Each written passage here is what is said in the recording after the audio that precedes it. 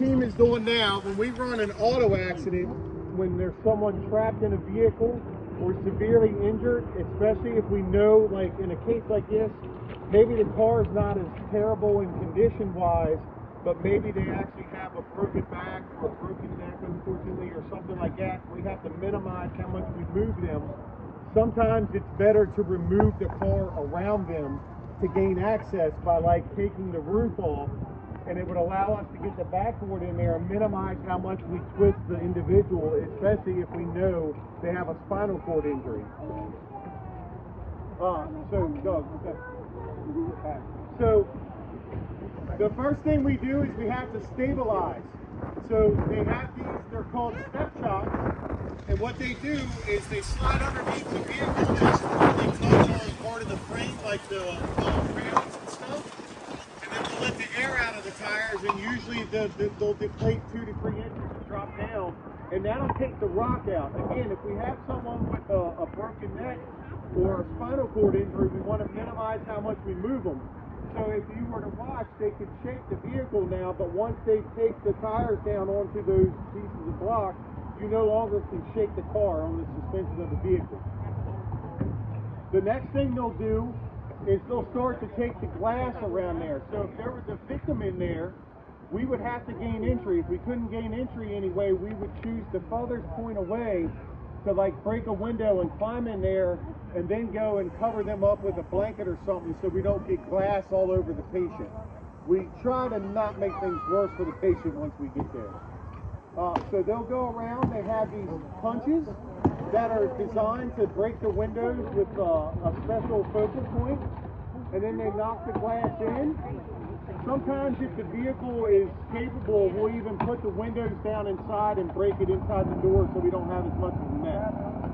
The pump that he just started over there is one of our old rescue pumps, and that's what they call a hydraulic pump. It's ran by gas, and it allows them to hook the hoses up, and then they can run the tools consistently for like 4 hours. So this particular vehicle is a hatchback, and it has a hatch that goes up. So one of the things that they're going to struggle with today is on that back. You guys know the piston that runs with the door that holds it up? That metal rod inside that piston is so hard, most cutters won't cut through it. So a lot of times they got to figure out where it's attached to that door and typically cut below it so that they can take the roof and take that whole thing with them. They'll know, and you'll know if they find that piston. Number one, you may actually hear the release of the hydraulics in the piston that makes that thing work, but the cutter may not even cut that hardened steel that's inside that piston, and they may have to adjust up or down for that. One of the techniques that works good is they come from the top down, pry that door off of it's called a nader bolt that holds that door, and you can see with that amount of force, it still holds that door on there. That's designed to keep the occupants in the car if he starts to roll or do some real crazy stuff. It really holds that door on, and hopefully you guys are wearing your seatbelts and that door stays intact and you don't get thrown out of the vehicle when it crashes. I'm just going to keep talking. I'm going to be a little ahead of what they're doing, but they're going to take the windshield. They have 2 options. They can take the whole windshield now, or sometimes what they'll do is they'll take the windshield down across the bottom and they'll make their cut low, and then they'll pull the whole roof with the windshield in like one step, and it saves a little bit of stall operation on the windshield. Most of the time it's easier just to take the whole windshield out and get it out of the way altogether. Again, that glass powder, especially when you're using a battery saw ball, it's like a fine dust powder, so we really have to protect those patients inside from getting that interface and everything. Notice they all have their, what we call PPE, personal protective equipment. They have to have safety glasses on, they have to have their helmets on, and they have to have gloves because of all the sharp things that could cut us and hurt us. Those tools that they're using average most of them, so the cutters, when they cut, they're like a big pair of scissors that cut metal. They cut it like 225,000 pounds per square inch of force. So imagine how much force that is.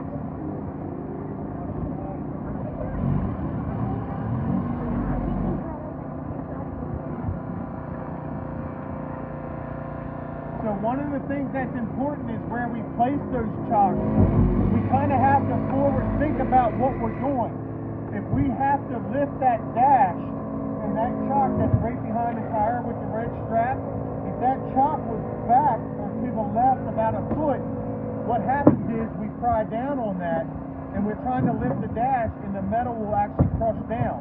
So we try to put that chock where that chock is, and that'll allow it to stop and it'll allow us to lift the car up or lift the dash up and not displace the metal underneath of it as well. So it helps us.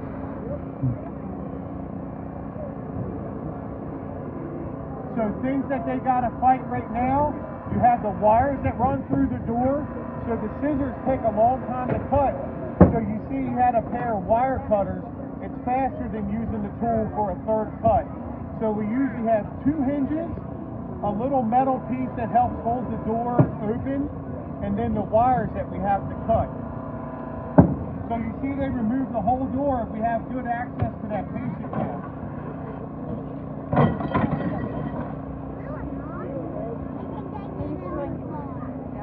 I've never seen where they take half a windshield like that, so I'm not sure why he did that yet, but I guess he was waiting for his partner to move. Usually we would do 4 cuts as fast as possible. Usually you have your partner would be left and right, you saws all through and you hand it off, and the person on the other side of the car will finish the 3 cuts. There's different techniques. A lot of times if we know, so we label our post alphabetically from the start of the car to the back of the car. So where the windshield is, that's called the A post. Where the 2 doors meet, that's called the B post. Then right behind the rear passenger is called the C, and then D, and so on. So this one has 4. So it's A, B, C, and D for this vehicle. A lot of times they won't mess with taking the rear door off. They'll get the door popped open, and we'll make 2 cuts on that whole B post and pull that whole thing out as a unit. It makes it a lot faster. When the car's upside down and that's how we're gaining access to the patient, we'll remove that door and that whole frame and it opens it up real wide and we have that whole space to get that patient out.